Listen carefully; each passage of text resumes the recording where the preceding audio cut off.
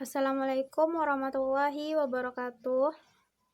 Baiklah, kami dari kelompok 10 akan mempresentasikan hasil diskusi kami mengenai sistem ekonomi yang diperbolehkan di dalam Islam. Perkenalkan, nama saya Marsyanda yang berperan sebagai moderator, Fitri Rahmadani berperan sebagai pembaca materi 1, dan Windy Oktriadi pembaca materi 2. Topik yang kami bahas di dalam diskusi kali ini yaitu mengetahui sistem ekonomi yang diperbolehkan di dalam Islam. Kami akan memaparkan pengertian, tujuan, dan prinsip-prinsip ekonomi Islam, bentuk-bentuk transaksi ekonomi Islam, perbandingan sistem ekonomi konvensional dan sistem ekonomi Islam, istilah-istilah dalam perniagaan, aturan dalam perniagaan Islam, dan perniagaan yang dilarang di dalam Islam. Baiklah, kepada pembaca materi 1, Fitri Rahmadani, kita persilahkan. Assalamualaikum warahmatullahi wabarakatuh. Perkenalkan, nama saya Fitri Rahmadani dari kelompok 10. Di sini saya akan menjelaskan mengenai 1. Pengertian, tujuan, dan prinsip-prinsip ekonomi Islam. Yang kedua, bentuk-bentuk transaksi dalam sistem ekonomi Islam. Dan yang ketiga, perbandingan sistem ekonomi Islam dengan sistem ekonomi konvensional. Pertama, pengertian, tujuan, dan prinsip-prinsip ekonomi Islam. Pengertian sistem ekonomi Islam adalah sistem ekonomi yang pelaksanaannya berdasarkan syariat Islam yang berpedomankan kepada Al-Quran dan Hadis. Selanjutnya, tujuan sistem ekonomi Islam.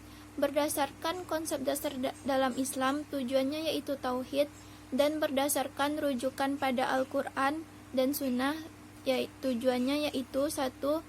Pemenuhan kebutuhan dasar manusia yaitu papan, sandang, pangan, dan kesehatan dan pendidikan untuk lapisan masyarakat. Yang kedua, memastikan kesamaan kesempatan bagi semua orang. Yang ketiga, mencegah terjadi pemusatan kekayaan dan meminimalkan ketimpangan dana, distribusi pendapatan dan kekayaan di masyarakat. Yang keempat, memastikan untuk setiap orang kebebasan untuk mematuhi nilai-nilai moral. Yang kelima, memastikan stabilitas dan juga pertumbuhan ekonomi. Selanjutnya, prinsip-prinsip ekonomi Islam. Yang pertama, mencegah kesenjangan sosial. Yang kedua, tidak bergantung kepada nasib keberuntungan. Yang ketiga, mencari dan mengelola kekayaan alam. Yang keempat, melarang praktik riba. Dan yang kelima, mengutamakan keadilan dan keseimbangan dalam berniaga. Yang kedua, bentuk-bentuk transaksi dalam sistem ekonomi Islam. 1. Jual beli. Transaksi jual beli memiliki beberapa syarat, yaitu 1. Balik, 2. Berakal, dan 3. Tanpa ada paksaan. Yang kedua, kegiatan kerjasama. Yang ketiga, kegiatan mudarobah. Yang keempat, adanya transaksi berdasarkan kepercayaan. Dan yang kelima, titipan. Perbedaan sistem ekonomi Islam dengan sistem ekonomi konvensional. Jika dilihat dari sumbernya, sistem ekonomi Islam bersumber dari Al-Quran dan Hadis, sedangkan sistem ekonomi konvensional bersumber dari daya pikir manusia. Yang kedua, jika dilihat dari motif, sistem ekonomi Islam motifnya ibadah, sedangkan sistem ekonomi konvensional motifnya rasional dan rasional material. Jika dilihat dari landasannya, sistem ekonomi Islam berlandaskan falah, sedangkan sistem ekonomi konvensional berlandaskan ultimatum individu. Jika dilihat dari mekanisme pasar, sistem ekonomi Islam bebas dan dalam pengawasan, sedangkan sistem ekonomi konvensional bebas. Dan pembacaan selanjutnya akan dilanjutkan oleh pemateri 2 yaitu Windy Oktriadi. Kepada Windy kita persilahkan. Assalamualaikum warahmatullahi wabarakatuh. Perkenalkan, nama saya Windy Oktriadi, bisa dipanggil Windy. Saya dari kelompok 10. Saya akan menjelaskan tentang istilah-istilah dalam perniagaan. Istilah-istilah dalam perniagaan ada accommodating, yaitu semua yang memenuhi keperluan seperti penginapan, transportasi. Setelah itu ada after sale service, yaitu layanan purna jual. Setelah itu brosur, yaitu lembaga berita yang berisi gambar dan keterangan singkat. Kargo, yaitu muatan. Bonafide, yaitu bisa dipercaya. Dan ada Certificate of Origin, yaitu surat keterangan yang menyatakan asal barang impor. Selanjutnya ada Commercial Invoice, yaitu faktur untuk perdagangan internasional. Setelah itu ada Claim Constating Bewins atau CCB, yaitu surat bukti kerusakan barang. Ada Claim, yaitu hak untuk memperoleh ganti rugi atau kerusakan. Ada Confidence, yaitu kepercayaan pada orang tertentu mengenai hal pribadi. Ada Consignment, yaitu konsignasi perdagangan titip jual. Selanjutnya ada Dividend, yaitu pembagian keuntungan untuk pemilik. Ada DP atau Down Payment, yaitu uang muka. Ada Faktur, yaitu surat perhitungan barang. Ada Grace Period, yaitu masa tenggang. Ada Joint Venture, yaitu gabung beberapa perusahaan.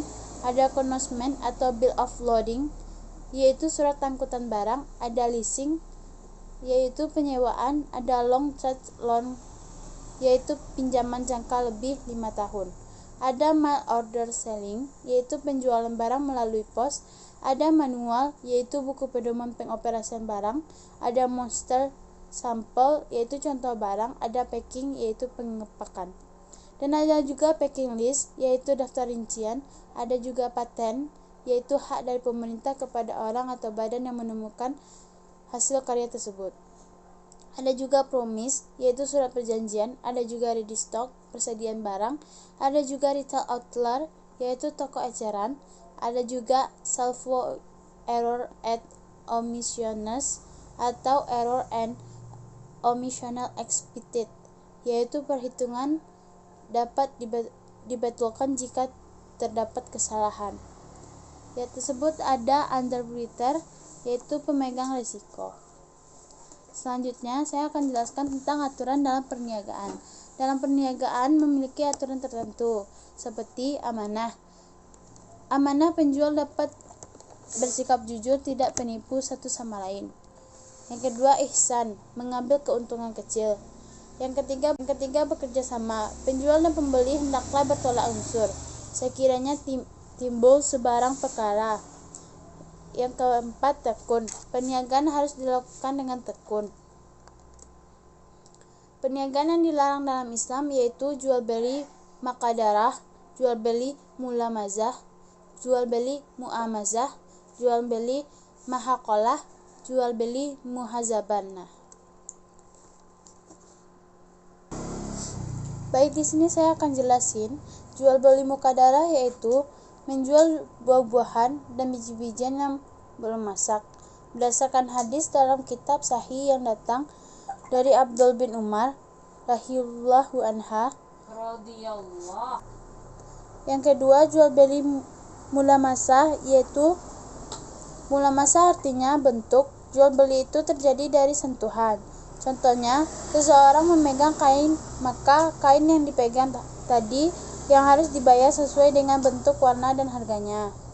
Yang ketiga, jual beli muamazah, yaitu jual beli yang tidak ada kejelasan terhadap barang yang dijual. Yang keempat, jual beli muhaqalah, yaitu jual beli yang tidak ada kejelasan terhadap kadar pada barang dan pada itu terdapat unsur riba karena tidak diketahui secara pasti. Yang kelima, jual beli muzabanah, yaitu jual beli yang akan membuat pihak merasa kerugian dan adanya unsur riba karena barang yang belum jelas. Jual beli ini sangat dilarang, bahkan tidak sah. Maka oleh itu jual beli di dalam Islam itu harus sah dan jelas tentang kadar dan warna, harga yang disetujui oleh pihak penjual dan pihak pembeli. Sekian dari saya. Assalamualaikum warahmatullahi wabarakatuh. Baiklah, hanya itu hasil diskusi kami yang dapat kami sampaikan. Jika ada teman-teman yang ingin bertanya, silahkan di WA nantinya. Dan jika ada kata-kata kami yang salah dalam penyampaian materi, kami mohon maaf. Kami sudahi dengan Assalamualaikum warahmatullahi wabarakatuh.